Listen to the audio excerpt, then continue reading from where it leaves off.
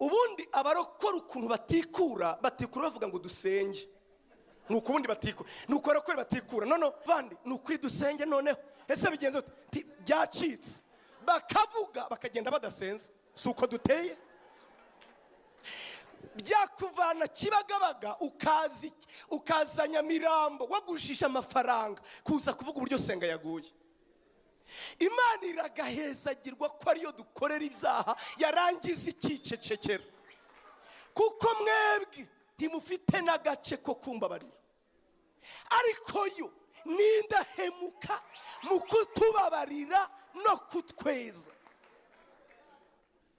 Ubu mwebwe itangazamakuru bano bari hano baramutse banditse inkuru bambeshyera, mwazinduka muyifowadinga ati wabibonye se, wabibonye ku gihe, wabibonye bizaba ati bikise, wabonye inkuru ya Senga yararigezi n'abanzi n'abatanzi mwaramubivuze. Siko duteye. Uwitwa Johostin yigeze kuvuga agiye guhaguruka ngo yumvaga afite intege nke, abwira Imana ngo ndagushimiye ko aba bantu bose ngiye kubabwiriza nta numwe uzukomeza. Ati kuko iyo baza kubimenya buri wese abanyonyumbye ataha. Uwaduhinduriza hano Imana iragahezagirwa. Uwatugira urabona nkuko ufata umwenda ugahinduriza akaduhinduriza.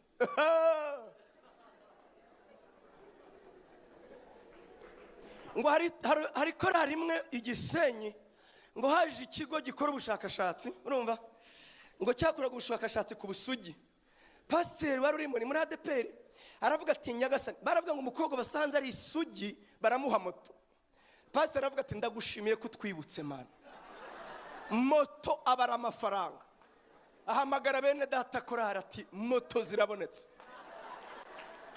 Yakora kuri Cecile aterega pastor nakijijwe nkuze. Yakora kuri Simba ati ngewe ntabwo nakubwiye ariko burije haraho nanyuze. Iragahezagirwa ko ari indahemuka mu kutubabarira no kutweza. Mu kutubabarira no kutweza. Wowe cyangwa njewe ntituzi kubabarira habe na busa.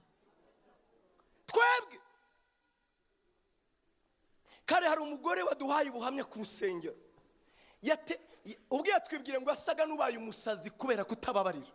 Umugabo yaramuhemukiye, none umuvuga butumwa ari kwigisha nkuko aravuga ngo Imana irambwiye ngo hari umuntu wananiwe kubabarira umugabo we, nababarira Imana imugirire neza. Aho